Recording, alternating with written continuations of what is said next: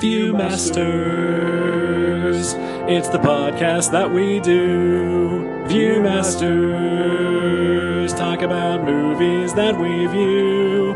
Viewmasters, my friend Eric and me Joe. Viewmasters, hey, let's start the show. Hey, welcome to the Viewmasters, episode 269. Nice. The Suicide Squad. And my name is Eric. My name is Joe. Hello, Eric. Hello, Joe. That might be my thing that makes me happy this week. Oh, I'm glad. It's an early front runner, if nothing else. So, for the listener who might not know, I spent 7-8 years of my life doing a sketch-a-day on my art blog, and every time I stopped it or paused it, I usually stopped on like the first year I stopped on day 369, and the second one I stopped at like 669, and then when I finally stopped it all together, it was like 1,469. If you can follow the pattern there. No, what is it? Is it are they all multiples of 3? Is that what it is? Yeah, that's okay. It, exactly. So, I'm obviously a 12-year-old. We keep it classy around here. Sure.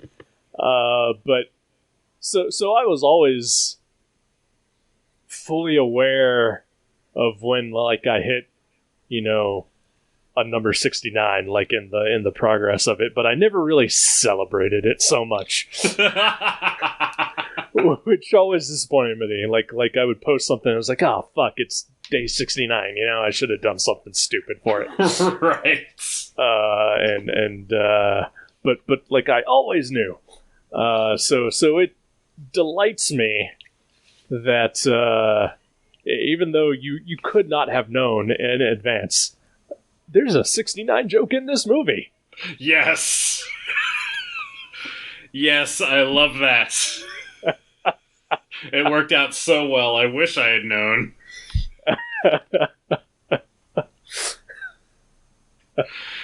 Oh, man. The Suicide Squad. The Suicide Squad. Not to be confused with Suicide Squad. Very different movie. I assume I've never seen it. Have you not ever seen it? I thought about watching it just for this, but then I thought that life is short. So I did not watch it. I mean, you've made the right call. Because it's a terrible goddamn movie. And so even with the Snyder Cut thing, like knowing what the theatrical version was, and like I could see like where you might think that there could be an improvement with just a Snack-Cider version of the Justice League. Naturally.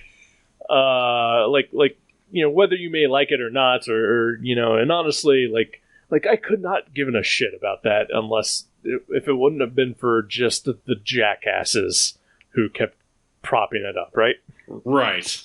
But like I can see, okay, well, clearly two different, possibly more than two different, visions were presented in this film.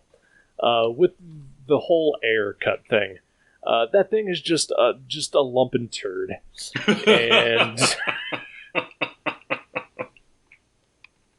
like I do not see how anything could have changed to make it better, because it is still a 2.5 hour fucking cutscene from the worst video game you've ever watched. Not played. You're not playing this game. You're just watching somebody else play it. Oh, that's awesome. Because that is what that movie is. It is watching a 2.5 hour cutscene. Yikes. It is terrible. Yeah, I mean, the only reason that I would have been watching it would have been for science, basically. Sure. Right. Like, I have no interest in it. Clearly, I mean, I've had ample opportunity to watch it between when it came out and now. Right. And, yeah, like I said, life is short. No, you have made the correct decision. But, at the same time, I was like, I wish you had, so that we could at least discuss it a little bit. Without it just being one-sided me all the time. Yeah. But no, you're better off. And there's a part of me that is envious of you. Aw. If only Eternal Sunshine of the Spotless Mind technology existed where we could erase movies. Yeah. I mean, you can't get that time back, though. That's true. That's true. I mean, no matter what, whether I remember it or not, I still wasted 3 hours watching Batman v Superman at some point. So, I don't consider that a waste. Are you sure? I didn't like it. All right, but I had fun watching it. Okay, all right. I didn't. Not your fault. But we're not here to talk about those bad movies. No, we're not. Unfortunately, though, we kind of have to, in context, a little bit. I suppose we do, yeah. Because they lead sort of directly to the movie we did watch. Yeah. There's at least a clear through line. I may not have enjoyed watching those movies, but I thoroughly enjoyed watching this one. Definitely.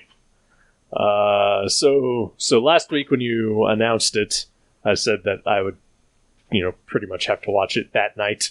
Sure. And I'm glad I did, because boy, I could not escape anything on Twitter about it in the ensuing days. Did you watch it earlier and then, for the show? Or did you just hide yourself? No, we watched it on Saturday. Okay. I managed to get through pretty spoiler free. I don't know that I saw anything for it on Friday, now that I think about it. I don't remember seeing anything where I was like, oh man, I wish I knew that, or didn't know that. Right. So yeah, we went in, and Jenny obviously didn't know anything about it, other than James Gunn. She's not invested. No, absolutely not. Yeah, and good for her. Yeah, absolutely. She's got other things going on. Yeah, there's that, and also, there's a part of me that just, sometimes I wish I didn't give a shit about any of this. Honestly, I feel that way too sometimes. like, what does any of this matter? Right? It clearly doesn't. But yeah, I went in completely fresh. I had seen maybe the first trailer for it. And then I don't think I'd seen anything else about it. So I sort of took your tack. I knew it was a movie that I was going to want to watch, so I wanted to go in as clean as possible. It's sometimes increasingly harder to do, but I do my best to maintain that. Yeah. I saw I never saw a trailer for this, but I did see the roll call trailer that they put out last year, I think.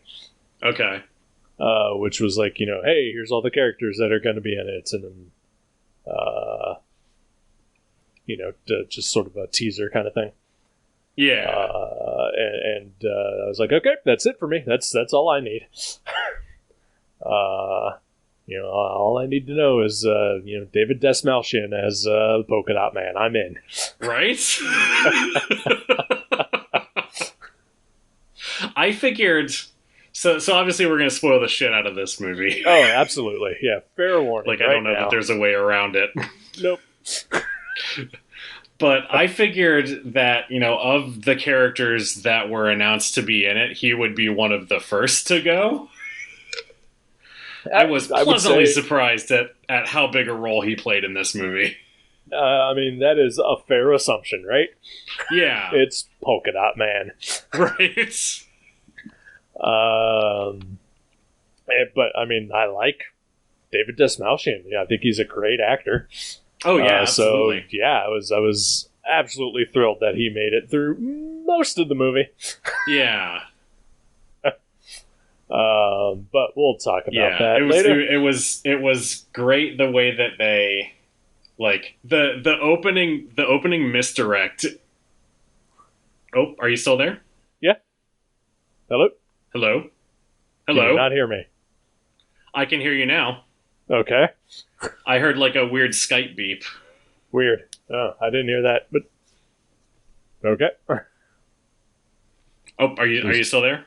Yeah. Are we still good? Okay. No, you're cutting in and out a little bit. Oh man, nothing's happening on my end. So okay, all right. Well, we'll keep going, and if I lose you, I'll try not to. Okay. But yeah, the opening, the misdirect of the opening scene was just goddamn brilliant. It was so good. I mean, from the cast list, you know, if there was one actor that I was not thrilled about being in this movie and was hoping would be one of the first to die, it's like James Gunn read my mind and killed him first. that was my guess. I thought he was fine for the couple minutes that he was on screen and the few lines of dialogue that he had. Sure. I mean, I don't care for him. But I could say the same for most Saturday Night Live cast members. Right. But he just seems slightly more obnoxious than others. So it was good to see him get his entire face blown off. Yeah, I don't know that I've ever seen him in anything on Saturday Night Live. Actually, I am primarily familiar with him from tabloids and Twitter. Sure, I mean that's part of it for me as well.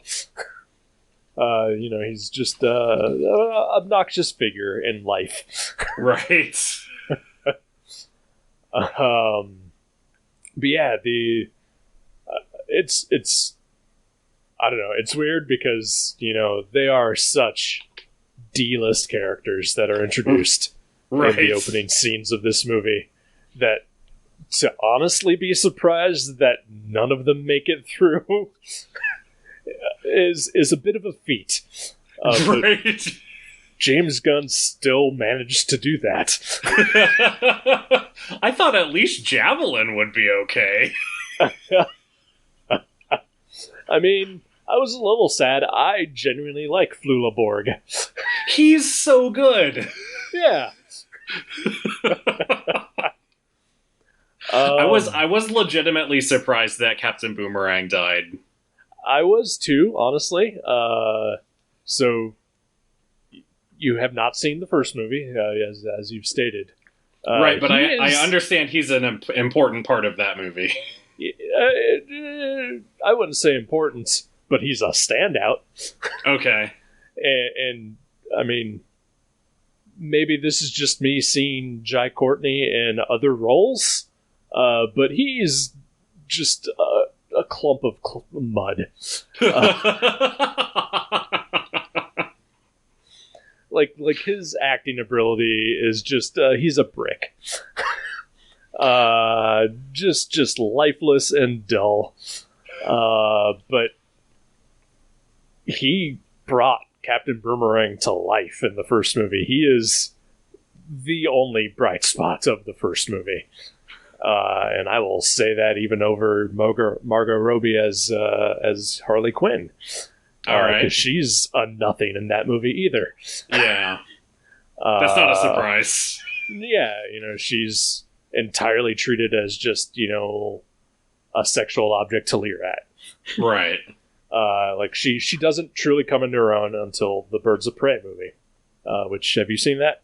I have seen Birds of Prey and I loved it. Okay. All right. Same. So I thought, okay, Jack Courtney's back. He's, he's going to be part of the main team, right? He's going to be one of the survivors. Sure. Nope. And he's not just dead. Like, he's triple dead. Oh, he's super duper dead. Like, he gets impaled by a bunch of shit, then he gets torn in half by a propeller, and then set on fire. You don't get more dead than that.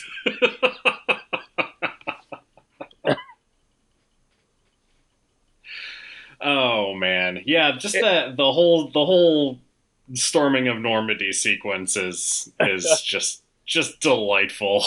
It is gleeful, chaotic violence, and just so much fun to watch. People just get eviscerated.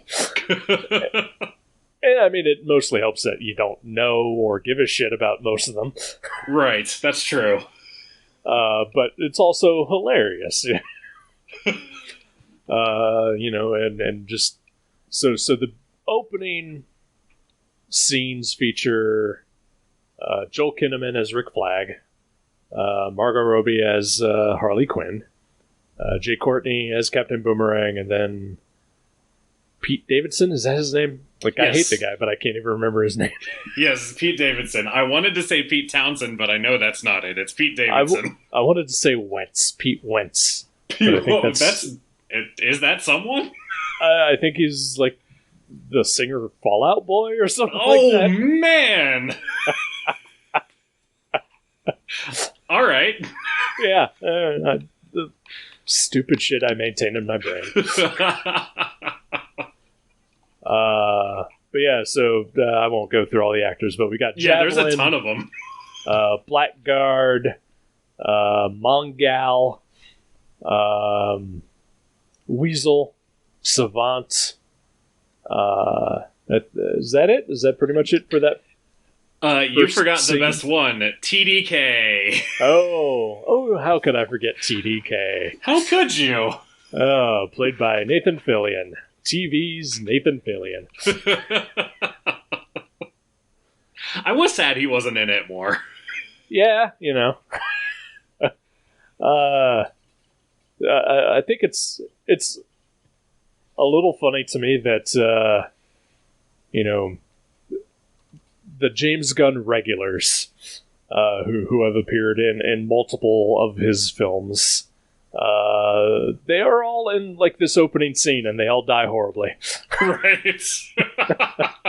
Is it some sort of wish fulfillment on James Gunn's part? Maybe? I don't know. Like, I'm saddled with these people. Why can't I just blow one of their heads off? Right? Who knows? I mean, I could honestly see him thinking that about Michael Rooker.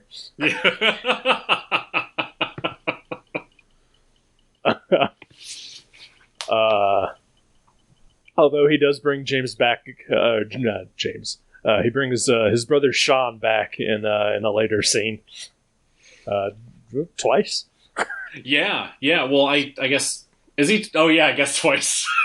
I forgot that he was Weasel. Yep. The embodiment of Weasel. I love Weasel.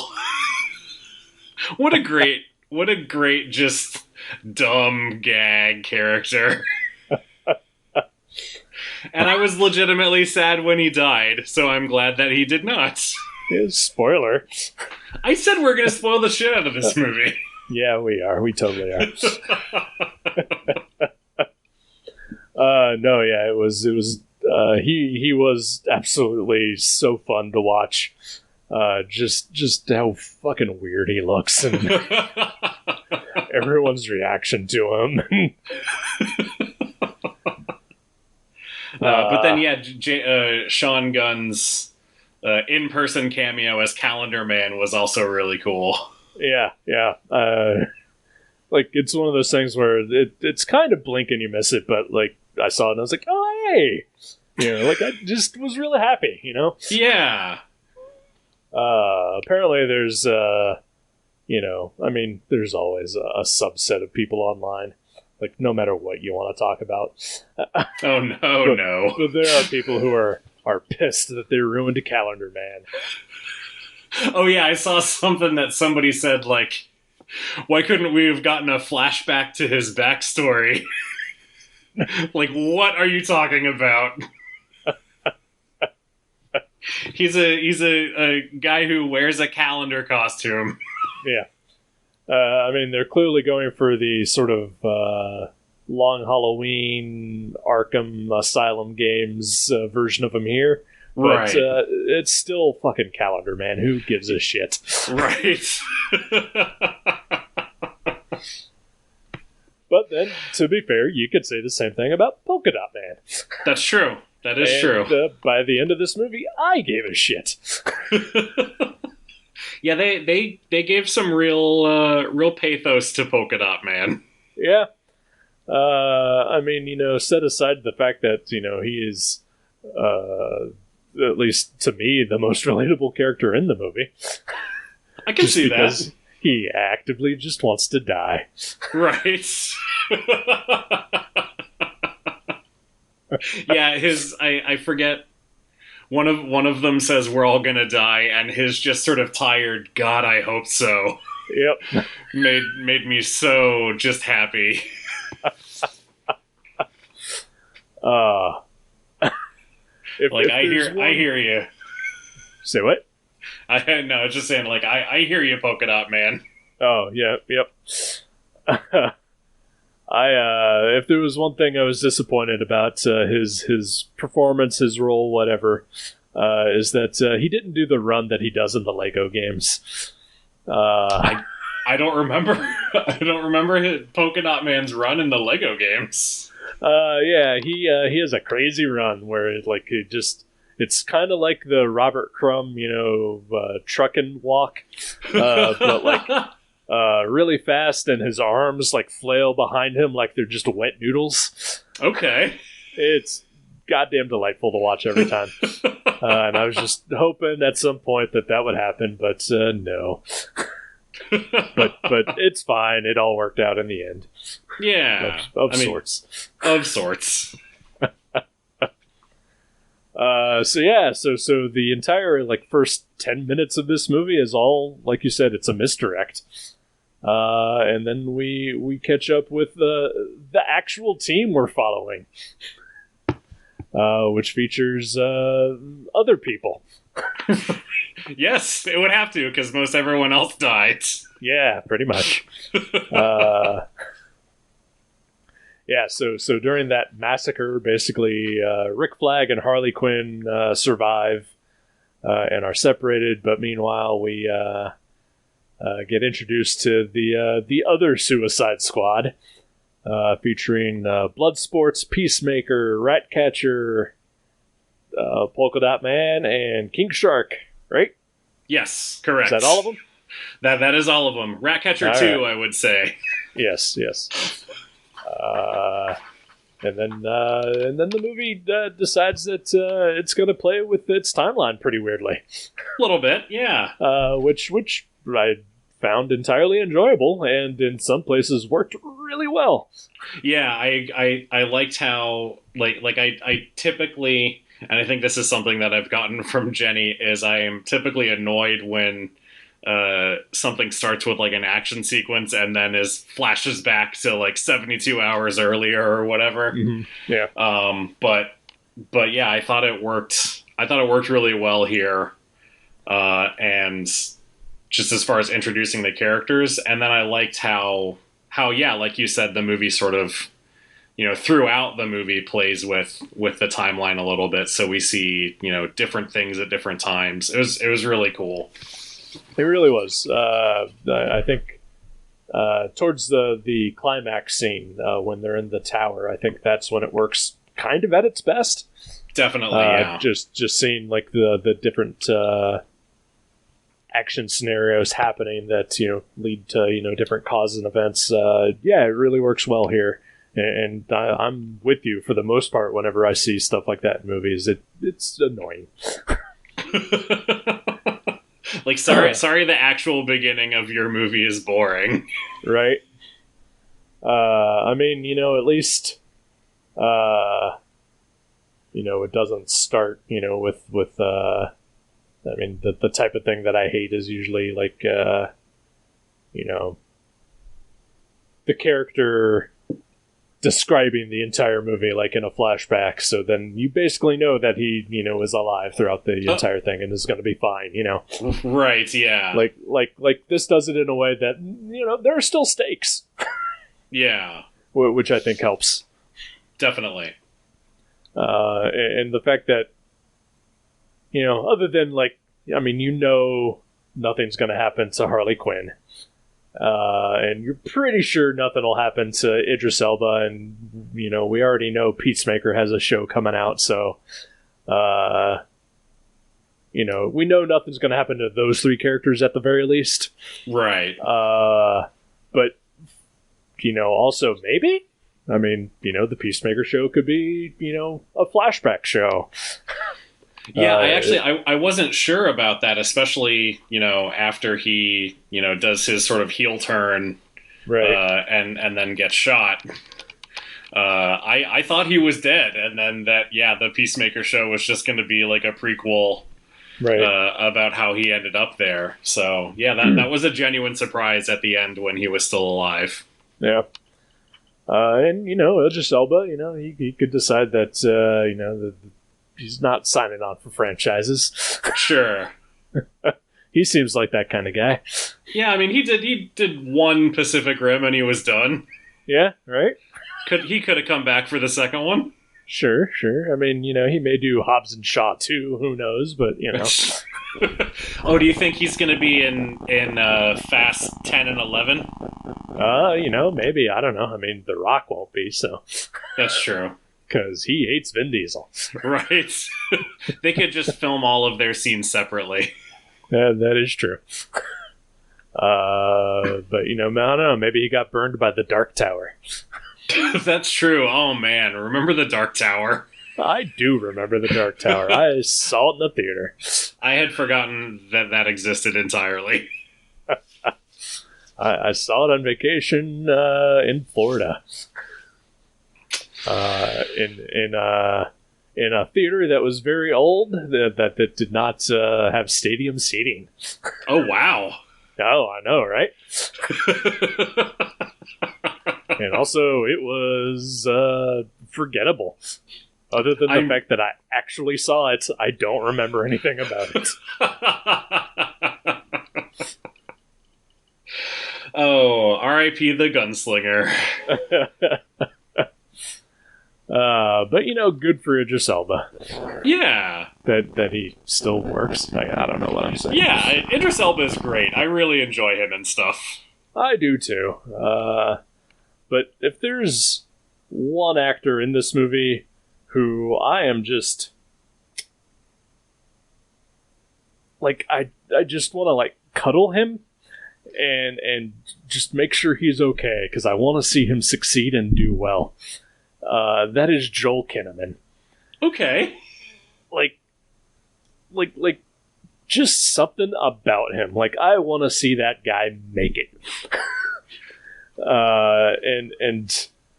So he is one of the holdovers from the first Suicide Squad. And he's terrible in that movie. He is just a lump as well. I think I read an interview with him about this movie where he was basically just not shitting on the original Suicide Squad movie, but totally shitting on the original Suicide Squad movie. Yeah, he is just an exposition machine in that movie. Right. His sole purpose is to put it back to video games. He's the narrator telling you where to go and telling you which buttons to push. He is just so a nothing character in that. So to see him in this movie, actually have a personality and do stuff, was just, it warmed my heart. Yeah, I really enjoyed Rick Flag's relationship with Harley. That was just really nice. Yeah, just a nice friendship. And he has pretty good relationships with everyone in the movie that he interacts with. Yeah. Like even just, the fodder. But yeah, like I just want that guy to do well. Like I'd have been happy if he'd been able to do a RoboCop 2. Let's have another season of The Killing. Just I want that guy to be working and to eat well and to be healthy. I mean, he looked like he's in good shape, so, Oh, yeah, sure, yeah. So I would say I was probably the saddest when he dies in this movie. That was very sad. That was a tough sequence. Yeah. But I thought it was really well done. It was, and it was earned. Like again, because from that first movie, he's a cipher, and to have him be an actual character that you give a shit about, and like towards the end, it just really made that scene work too. Yeah. And him having morals and going up against Amanda Waller, which, I mean, I'm not too familiar with him in the comics, but I just always assumed he was just a lapdog. Yeah, I mean, I feel like I sort of have that prejudice against characters in the military. Like, sure, of course, yeah. they're just following orders, right? Yeah. Which Peacemaker turns out to be that guy, right? Played by John Cena, who I guess I'm a John Cena fan now. He's been pretty delightful in things that I've seen him in. I mean, I saw 12 Rounds, which is like just a shitty kind of Die Hard action movie that came out in the mid 2000s. Yeah. And just kind of never really gave him a thought. He's been, I'd seen him in like sketches on like the John Oliver show or whatever, and he's perfectly fine. But last year I watched Blockers, which I had zero expectation for, which turned out to be a fantastic fucking movie, and he's great in it. Blockers is great. And then him in this, I was just like, oh, am I on this guy's side now? Like, do I want to see more John Cena and things? He had a relatively small part in the movie Trainwreck, that Amy Schumer movie from a few years ago, and yeah, he was like he kind of stole the movie in that one. So yeah, I was excited to see Blockers, and I was very pleased to see him in this as well. The only thing else that I can think of, he played a character on an episode of Psych. Oh, of course. Essentially the same character he plays here. Interesting. Yeah, just, sort of a morally gray military guy. All right. Yeah. A little more redeemable in Psych than in here, though. It'd be weird if he was less redeemable in Psych. Because he's pretty bad in this one. Yeah, he is, I would say, not redeemable. Yeah. Yeah. Yeah, I'm interested to see what the TV show's like. As am I. But I guess James Gunn is pretty involved in that as well. Yeah, I think, I don't know if he's developing it or just producing it or what, but yeah, it sounds like he's playing a big role in it. And then I'm pretty much on board. Yeah. I'm a big James Gunn supporter, even when I don't care for some of his movies. Yeah. So I've been following him for a while. When I used to work at the TV station, back in like 2003, 2004, we aired a movie on like Saturday afternoon called The Specials. Oh, I love The Specials. The Specials is great. He wrote that. He plays a small role in it. It stars Thomas Hayden Church and Paget Brewster. And it's just about a shitty superhero team. And like, but it's no budget, so they never use their powers or do anything super heroic throughout it. But it's hilarious and great, and I loved it. And I was like, oh man, what is this? Who was involved? I want to know more. And James Gunn started out working for Troma, and he wrote Tromeo and Juliet, which I've never seen. I'm not a huge Troma guy. Yeah, I've never seen any Troma movies.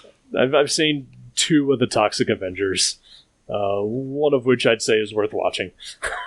The first one. That makes sense. Yeah. No, I've seen other Troma movies, but none that I can just recall offhand. But then he also wrote the Scooby-Doo movie, which I do not care for. But he also wrote Dawn of the Dead with our buddy Zack Snyder. Yeah. Zack Snyder's only good movie. I was going to say Zack Snyder's best movie right there. Yep. And probably owes more to James Gunn than anything else. Yeah. And so, yeah, then he got his own directorial debut with Slither, which is a movie that I fucking love. Yeah, Slither's great. Which I think it's the start of him, being like, yeah, I work with the same 5 people over and over again. Right. Which is totally fine. Absolutely, yeah. And then he did Super, which I also think is fantastic. With Rainn Wilson and Liv Tyler. Mm-hmm. Have you seen that one? I have seen that one. I don't remember a ton about it other than it made me uncomfortable. Well, yeah, it does do that at times. Yeah, especially like the Ellen Page stuff. Yeah. Yeah, it's still, I enjoy that movie a lot. Yeah. I think that's definitely him sort of beginning the phase of his career where he just goes for absolutely grotesque and completely heartfelt kind of things. Sure. Like Slither, like it's gross and it definitely is a straight up horror comedy, but like it's not as over the top gross as I think even Super gets, which isn't even supernatural in basis. Yeah. And then, like you can definitely see the through line that leads to this movie, which is just there's a lot of over the top gore. Definitely, yeah. Which just kind of helps make it so gleeful and delightful. Yeah, this movie is, it's very gruesome. But I also feel like it's kind of a feel-good movie. Yeah, it's about the power of friendship and overcoming fears and anxieties. Yeah. There's a cute rat in it. Sure. I was real worried that something bad was going to happen to Sebastian, so I'm glad nothing did.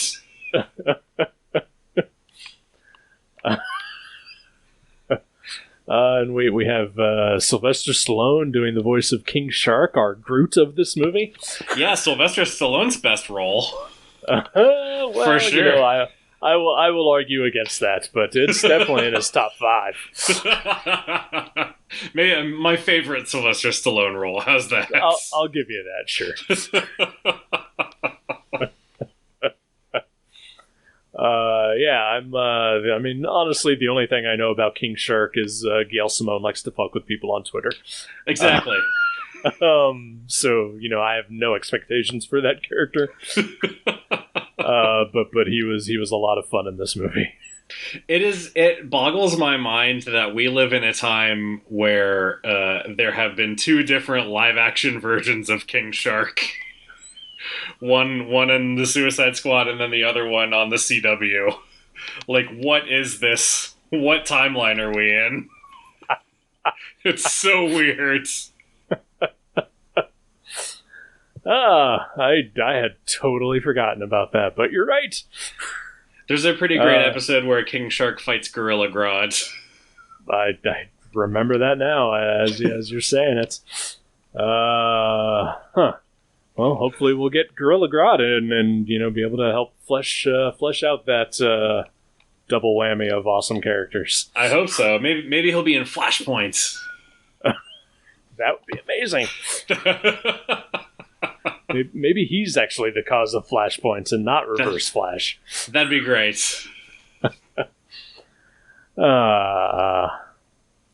Suicide Squad. Suicide Squad. Yeah, this movie was it was great. I just really enjoyed it. And yeah, so I watched it on Saturday. And then I watched it again this afternoon. And like I paid attention for the most part, but I was doing other things while I had it on this afternoon. And it's just a great, just put it on and let it run and sort of dip in and out of it and just enjoy it. The performances are great. The story is great. Yeah, I love this movie. Yeah, I like I said, I watched it last Thursday, 11 o'clock at night, and then watched it again last night. And much like you did, I was doing other stuff, but it was just it. This may be a comfort movie. Yeah. It was just so good from beginning to end, and just like so at some point, like during the production of this movie, like I did know that Starro was going to be the villain, which is something I think we should talk about for sure. Yeah, I guess we probably should, shouldn't we? But even then, like, the scene where Peter Capaldi shows up and explains Starro, like, knowing that Starro is in this movie, like, I was still surprised that, oh, fuck, Starro's here. Right? There's nothing that can prepare you for the giant alien starfish. And then, at that point, there is still, like, an hour of movie left until Starro, like, breaks out and becomes an actual threat. And even then, I was still, oh, fuck, Starro is in this movie. And then when he starts expelling starfish out of his side butt or whatever... which the first scene when we're watching like the filmed footage of Starro being captured and like the first couple of starfish like come out of him, that was real gross, and I did not care for that. Yeah, that was weird. But when he is 60 feet tall and like there's millions of them coming out of him, like that was a little more palatable. But like it takes immense skill as a storyteller to be able to let the audience know what's going to happen and still surprise them with exactly what you told them was going to happen. Right. And then Starro becomes the villain, and it's crazy. And I'm gonna admit that it fell apart a little bit for me at that point. Oh no! I mean, not enough that it's like, oh, fuck this movie forever, but like he looks ridiculous. Yeah, he's a giant starfish. Yes, he is, and just it's minor because I enjoyed it, but there was a minor disconnect for me at that point, where he is just like rampaging through the city as just a big pink and blue kaiju. That's fair. I don't know, I don't know. Am I turning into my dad? I just had a birthday, so I'm getting older. I don't know. But like, it's just a cartoon. I think I understand. And part of it too, maybe, like, I know when I think of Starro, I always just think of sort of the giant eye in the sky. And the real threat is, whoever is possessed by the Starro spores. Right. So like having Starro be just like an actual monster that King Shark bites and Polka Dot Man envisions as his mother and shoots with polka dots. And then that Harley Quinn stabs in the eye in maybe the most disgusting sequence of the movie. Gross. But yeah, it was. I can see how that'd be a little bit jarring. Yeah. Again, like it's fine, and like normally I feel like I would be totally on the side of like just going out for it, you know? Yeah. But yeah, like I just had just the most minor disconnect with that. And I think maybe it is because, yeah, I do envision Starro as just sort of an outer space floating being. But whatever, it's fine. Like, it worked out. I will say that I feel like James Gunn did something with Starro that I've never encountered before. Was it the sympathy part?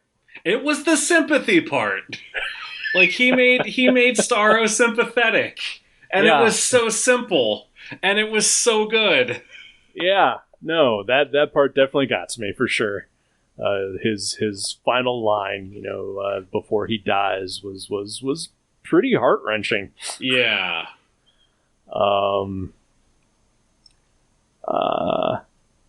So during the battle with Starro is when Polka Dot Man gets crushed to death. Right. After he fully realizes his potential as a superhero. So my friend has a theory, and after watching it a second time, I'm kind of on board with it. And mostly it just might be because, again, I really like David Dastmalchian. Right. And just if there's a sequel to this, I hope he returns. But you know, his thing is the polka dots are an interdimensional virus, and he gets crushed by Starro. We never see a body. That's true. Everybody else who dies in this movie, we see their corpses, bloody and dismembered and whatever. We never see anything other than the tattered remains of his costume afterwards. Yeah, that's true. He could have escaped into himself. Yep. So I think there's a loophole, and I'm on board with that theory. Excellent. I like that as well. But yeah, this is just it's a lot of fun. There are people who hate it because it's fun, and they can all just go fuck themselves. Yeah. Fuck off. Yep. I mean, you know, like again, I have some problems with this movie. Like I could do without the endless needle drops. That's not a thing I love. Yeah. Me talking about not loving everything James Gunn does should also bring up Guardians of the Galaxy 2. Yeah. As much as I loved Guardians of the Galaxy 1. Volume 2 was, I think, the more I think about it, just in equal terms, just as bad as it was good. Yeah, no, I agree. Just there was too much. And I felt sometimes like this movie was just almost in the danger of veering into the too much category. Yeah. And part of that was with his just endless soundtrack. That said, I like a lot of the songs that were on the soundtrack. Yeah, no, I think the soundtrack is great. Yeah. I would happily listen to it. I mean, probably 2 of my top 10 favorite songs are like the first 2 songs that are played in this movie. Oh, nice. It opens up with Folsom Prison Blues by Johnny Cash. And then during the credits scene or the opening credits, after the decoy team all bites it. Right. They play Jim Carroll's People Who Died, which is another song that I just absolutely love. And was hilariously dark to what was happening. Yeah, that I'd never heard that song before, but I really liked it. Funnily enough, Gwar does a cover of that song. Nice. And and it makes me cry every time I hear it. I'm sorry, I shouldn't laugh. No, it's fine. It's because it's fucking Gwar. They covered it on the AV Club when they were doing those cover shows. Oh, that's awesome. I don't know if you remember those or not. But yeah, I saw a few of those. yeah. So they had Gwar on like 4 years in a row. And like almost every time, like Gwar would like pick whatever song, and then like halfway through they would just like change the song. Like they did like one year they came in and the only song that they had to pick was like Billy Ocean's "Get Out of My Car." Okay. And then like halfway through they changed it to Bobby O'Reilly by The Who. Nice. And it's amazing. But one of their final appearances, they covered West End Boys by West End Girls by Pet Shop Boys. Okay. And then like halfway through, they changed it to People Who Die, and like it's all about like their friends and like band members, and like at that point in time, the de facto leader of Gwar, David Brockie, who played Odorous Urungus, the lead singer of the band, had died from a heroin overdose at like age 50. Like, geez. Days after he turned 50.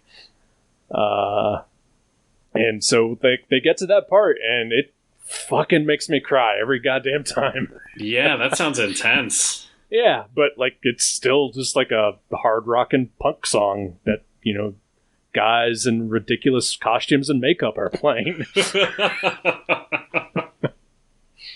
Kind of like the Suicide Squad. Yeah. Yeah, I mean, like what you were saying, I have some minor quibbles with it as well. Just like, I feel like the pacing is sort of all over the place. Yeah. But, you know, I got over it because I was enjoying it so much. Yeah. Yeah, everything that I can point to as like, you know, can easily be overlooked by just how much fun the movie is having. Yeah. And you know, I feel like it's one of those things like the whole DC extended universe thing or whatever. Like, you know, after just the dour, you know, train of, you know, Man of Steel, Batman v Superman, you know, Justice League, whatever, you know, people are like, you know, like aren't these movies supposed to be fun? And then it felt like they swung way hard in the other direction and missed the point. Whereas like I feel like this just came naturally. Yeah. Like Shazam feels like forced fun, you know. Yeah. And even when the first Suicide Squad came out, you know, like they made the trailers to make it feel more like a James Gunn movie. Right. But when you actually watch it, it is just, you know, a dull turd. But you know, they also like tried to push things into it. Again, forced fun.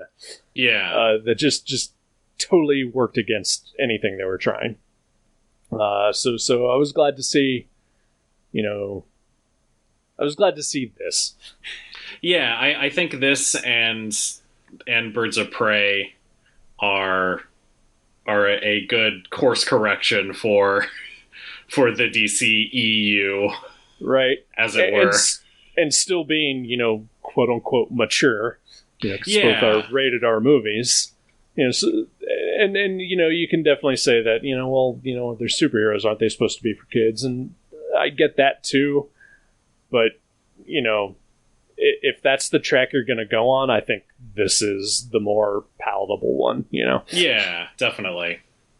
But yeah, you know, and I think this is a great companion piece to Birds of Prey, and I know a lot of people are upset that, you know, people are responding more to this than to the other one, but, you know, I mean, the other one came out, like, right as the pandemic started. Yeah. Birds of Prey was the last movie that I saw in a theater. Same. At least I think. It was either that or Invisible Man. They came out, like, right at the same time. Right. but it was definitely one of the last movies I saw in a theater. And yeah, I had zero expectations for that movie, and I absolutely came out loving it. Yeah. And so I don't know where my train of thought is going on this, but I hope that that people watching the Suicide Squad brings more people to Birds of Prey. yeah, that would be nice. And you know, I don't know. I feel like there's also people online who are trying to like pit both movies against each other, and I think that's stupid too. You know? Yeah, of course there are. Both can exist, and both can be, you know, whatever, as you know, whatever you think about it. You know. Yeah. I don't know. Oh, people are the worst. They are. They really are.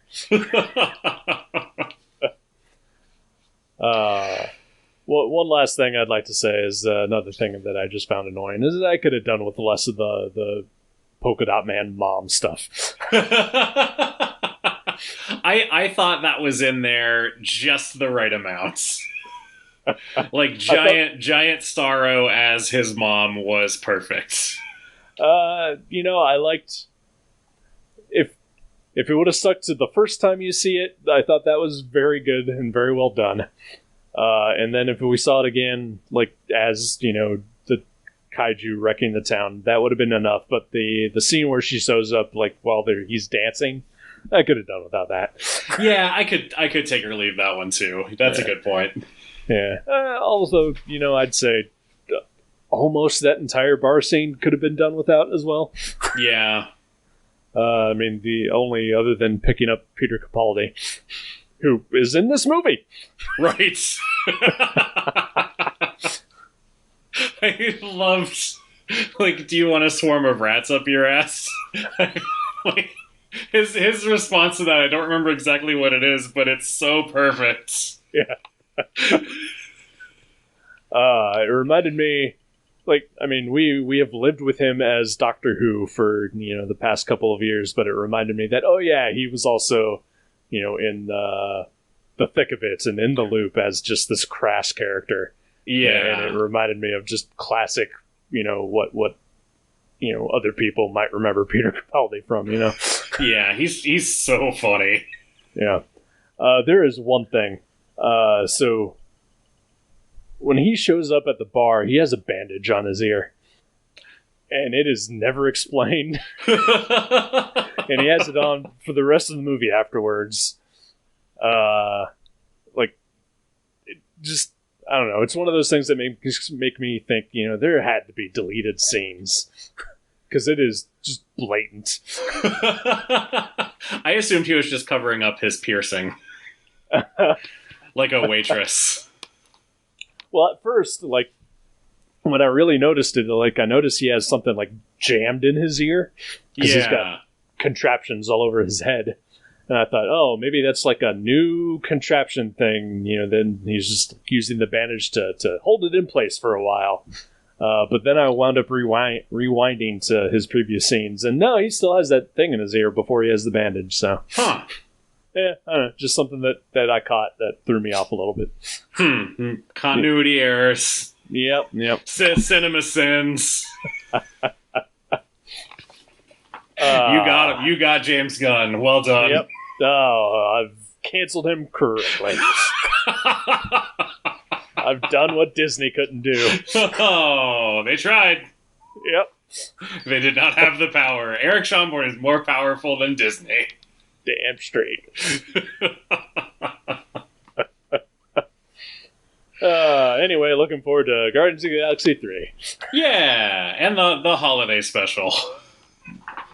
Okay.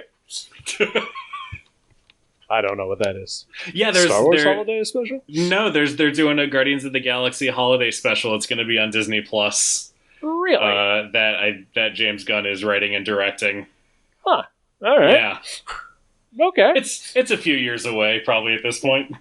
Okay. Well, bring it on, I say. Yeah. Yeah. Anything bringing you joy, sir? Oh gosh, this is episode 269. That's right. Nice. And honestly, I can't think of anything else, so that's what I'm going with. Okay, then. No, it's just I've been really busy this week, and it's going to be really hot this weekend. And I am just not looking forward to it. So Sure. the episode number it is. Okay. Hey, Because it tickles me. That's good. I'm glad. How about you? Free comic book day is this weekend. Oh yeah, I guess it is. But there's still a pandemic on. Oh yeah, well, just wear your mask and go get you some free comics. All right, maybe I will do that. What's bringing you some joy? Fuck, not much. My car broke and I turned a year older this week, so just things are on a downslide. Yeah, that's a 1-2 punch. Yeah. I guess I will say, you know what? I got some mail today, and it is tangentially Suicide Squad related. Ooh. I got the new issue of Copra in. Nice. Which, for the listener that does not know, is a independent comic by Michel Fife. That is, I mean, in the best way possible, just a ripoff of the Suicide Squad. I mean, in just the most basic terms. I mean, right? Because it is far better than than that description makes it sound.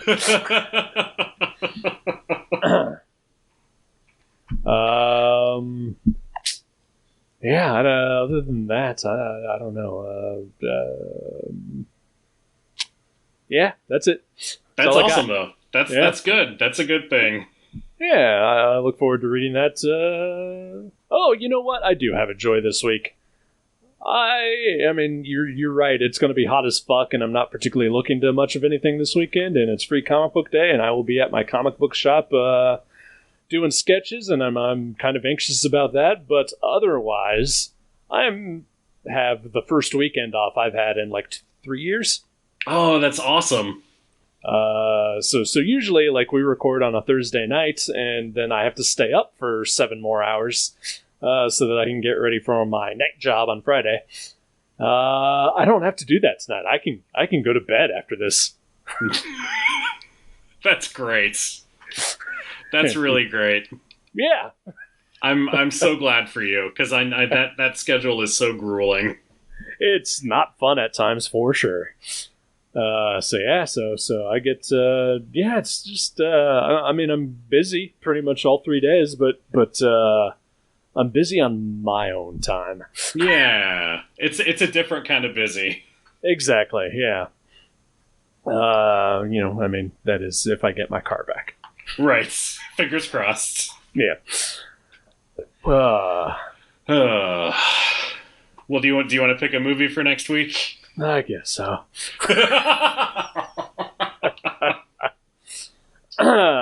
So, you can call this off anytime you want. If you want 269 to be the last one. I mean, that is my MO. I know. No, we'll keep going. We'll go to at least 369 for now. Perfect. And then we'll play it by ear from there. Okay. So last week, I think we kind of joked about this a little bit, but you know what? I'm saying fuck it. Let's do it. We're going to watch another superhero movie that's on HBO Max until the end of this month. It is called Steel, starring Shaquille O'Neal. Hello? Oh my god. Yeah, I'm sorry. I was choking. Oh my god. Oh, I'm so excited. Oh man. Do I make Jenny watch this with me? I don't know. She would be so mad. I mean, is she a Shaquille O'Neal fan? Does she like Judd Nelson? Why would she be? I mean, Judd Nelson was a heartthrob at one point in time. That's a possibility. That's true. Dinah Meyer, maybe. If I tell her it's like Iron Man, it's a superhero who wears a suit of armor, maybe she'd be into it. Maybe. I mean, she may have secretly loved the Shaq Fu game. That's true. From the 90s. Yeah. Or followed Shaquille O'Neal's hip-hop career. There's a lot we don't know about Jenny, is what I'm saying. I'm gonna have to dig into this over the weekends. Oh shit! I'm thrilled to watch Steel. Like legitimately thrilled. I'm glad. I mean, like once you mentioned it last week, and I did try to think of other options, but I just kept coming back to it. And I was like, it's on HBO till the 31st. We have to do this. Because if I don't think Joe will. Yeah, I don't know. I think I had contemplated picking it before, but I worried that you would veto it. So I'm glad that you're the one to pick it. I can't judge it. I haven't seen it. That's true. That's true. That's not true. I judge everything I haven't seen, but I do legitimately want to watch this, fully aware that it might be terrible. Excellent. Oh, man.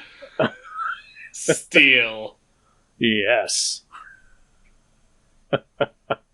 All right. You know what? I'm also not going to lie. There's been a part of me that's like, we should probably, at least I do. I think this sometimes we should probably, or that I should probably try to pick more films with like a more diverse cast or more, like people of color in lead roles. And what's a better transition than Steel, right? That's a good point. Yeah, I like that. I think that's a good mission statement for us going forward. I mean, I probably could pick something that had been, critically acclaimed that I probably should watch, but no, we're going with Steel. You gotta start somewhere. Yeah, start small. Yeah. Start Steel. And on that note, we'll talk to you next week. Goodbye.